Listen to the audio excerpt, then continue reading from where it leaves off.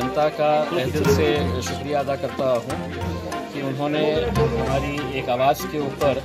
इतनी ज़्यादा तादाद के अंदर उन्होंने हमें जो तायीद की और ये फैसला किया कि हम आएंगे आपके इस आंदोलन के लिए, क्योंकि उन्हें ये मालूम है कि ये आंदोलन जो है उन्हीं के हक़ के लिए था, गरीबों के लिए था। और हमने ये जो मांगे रखी थी ये ऐसी जायज़ मांगे थी कि जिसको सरकार को भी समझ में आ रहा था कि बिल्कुल सही ये काम होना चाहिए। मैं अपने तौर से औरंगाबाद के जितने भी हमारे अधिकारी हैं, चाहे वो ज़िला कलेक्टर हो सुनील चौहान साहब हो, पुलिस कमिश्नर साहब हो, या म्यूनसिपल कमिश्नर साहब हो, या डिविजनल कमिश्नर साहब है, ये सभी लोगों का मैं तहे दिल से शुक्रिया अदा करता हूँ कि उन्होंने ये फैसला लिया है कि अब लॉकडाउन यहाँ पर नहीं रहेगा करके। इस ताल्लुक से पालक मंत्री सुभाष देसाई साहब ने भी बात की और उन्होंने भी मुझे ये आश्वासन दिया था कि जितने भी पोस्ट भरे जाने हैं जो आरोग्य विभाग के अंदर है, जो करीब 2000 के करीब ये जो पोस्ट है, इसके ताल्लुक से उन्होंने मुझे ये कहा है कि आने वाले 3 से 4 दिनों के अंदर वो यहाँ पर आएंगे, इसके ताल्लुक से मीटिंग लेंगे और एक मीटिंग मुंबई के अंदर बैठ के जल्द से जल्द ये पोस्ट कैसी भरी जाए तो इस ताल्लुक से इसका फैसला लिया जाएगा। तो मैं इन तमाम लोगों का शुक्रिया अदा करता हूँ और साथ ही साथ अपने लोगों से ये कहना चाहूँगा, औरंगाबाद ज़िले के तमाम लोगों से ये कहना चाहूँगा कि अभी कोरोना पूरी तरह से गया नहीं है। हमारी सबकी ये जिम्मेदारी है कि हम कोरोना के अंदर जितनी भी जो प्रिकॉशंस लेने चाहिए, चाहे वो मास्क पहनना हो या जो भी प्रिकॉशंस लेना है, ये जो फैसला सरकार ने लिया है ये जानते हुए, प्रशासन ने ये जानते हुए कि हाँ यकीनन इसकी वजह से है तो गरीबों को नुकसान होगा, गरीबों के कारोबार के ऊपर इसका असर पड़ेगा, उनके खाने पीने की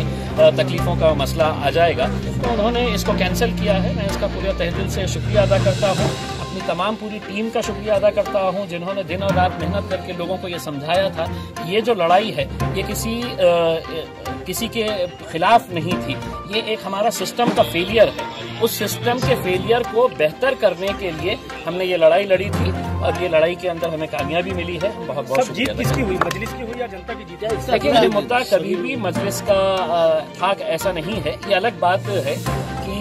अगर मैं खासदार हूँ, मैं अगर मेंबर ऑफ पार्लियामेंट हूँ तो किसी एक पार्टी का हूँ, मैं यकीनन एमआईएम पार्टी का मेंबर ऑफ पार्लियामेंट हूँ, लेकिन जब आप चुनकर आ जाते हैं तो आप पार्टी के एमपी नहीं रहते हैं, आप जनता के एमपी रहते हैं।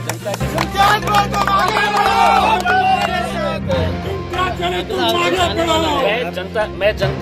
जनता के लिए ये आवाज उठाया था और मुझे खुशी है कि इससे गरीब लोग बहुत ज्यादा खुश होंगे क्योंकि उनकी तकलीफें हमें देखी नहीं जा रही थी। अगला आदेश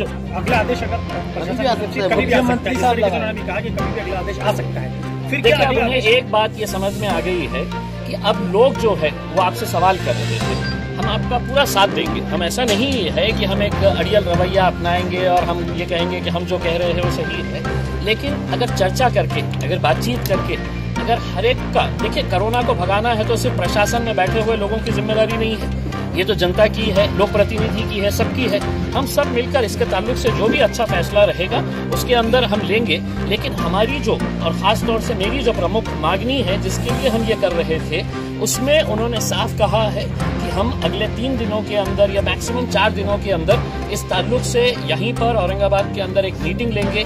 सुनील केंद्रेकर साहब हमारे जो डिविजनल कमिश्नर है, उन्होंने खुद ने मुझसे ये कहा, वो नांदेड़ जा रहे थे, उन्होंने कहा कि मुझे आने दीजिए, मैं आते ही इस ताल्लुक से आपके साथ एक मीटिंग करके हम जितने पोस्ट भरने के हैं वो पोस्ट भरने का काम करेंगे। और हम ये समझते हैं कि ये लड़ाई हमारी जो है सिर्फ लॉकडाउन हटाना नहीं था, ये ज्यादा से ज्यादा पोस्ट हमारे अगर भरे जाएंगे तो मैं समझता हूँ आने वाले समय के अंदर अगर कोरोना थोड़ा बहुत रहता भी है तो लॉकडाउन की सूरत कभी भी पैदा नहीं। अच्छा, आखिरी सवाल सर मेरा, जैसे दूसरे पार्टियों के कई लीडरों ने आपको समर्थन किया, कई वीडियोस वायरल हुए, किसी ने समर्थन किया, अब कल उन लोगों जैसे कि मोर्चा तो जब कैंसिल ही हो गया है लॉकडाउन तो मोर्चा भी खत्म हो जाएगा, लेकिन उन लोगों को क्या संदेश देंगे जिन लोगों ने आपको समर्थन किया? नहीं, मैं तो तमाम लोगों का शुक्रिया अदा करना चाहूंगा कि देखिए मेरे पास जो लोग आए थे, अगर आप उन लोगों को देखेंगे,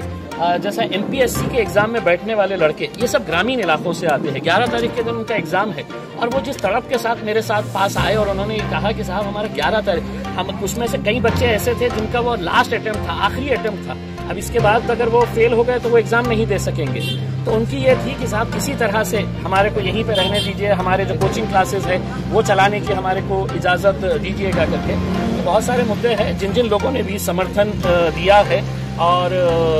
हमारा इसके अंदर तायीद की है, चाहे फिर वो हमारे सुमित खांबेकर हो मनसे के, या हमारे कन्नड़ के हमारे हर्षवर्धन जाधव साहब हो, या और दूसरे जितने भी संगठन के लोग हो। कई सारे दलित संगठनों ने इसके अंदर शामिल होने का फैसला किया था, कई सारे कारोबार करने वाले लोगों ने इसका फैसला लिया था कि हम इस मोर्चे के अंदर शामिल रहेंगे। मैं उन सब का धन्यवाद देता हूं और उनको ये कहूँगा कि आप अपने धंधे को अच्छे तरीके से चलाइए, लेकिन ये ख्याल रखिएगा कि कोरोना अभी गया नहीं है, तो कोरोना के जितने भी एहतियात करना है वो एहतियात। कल आपका मोर्चा है क्या? नहीं, अब मोर्चे का सवाल नहीं है, क्योंकि अब जो हमारी मांग थी वो मांग है तो पूरी हुई है। अगर 3-4 दिनों के बाद जब हम ये इसके ऊपर चर्चा करेंगे, हमारा ये नहीं था कि हम मोर्चा निकाल के कोई अपनी ताकत दिखाना चाहते थे। हम तो सिर्फ है तो सरकार को नींद से जगाना चाहते थे कि ये मुद्दे हमारे शहर के, हमारे जिले के लिए बहुत मायने रखते हैं, आप उसका हल निकालिए। अब वो एक रास्ता हमारा खुल गया है, दूसरा रास्ता 3-4 दिन के अंदर इसके अंदर कुछ ना कुछ तो पॉजिटिव पॉइंट निकल के आएगा।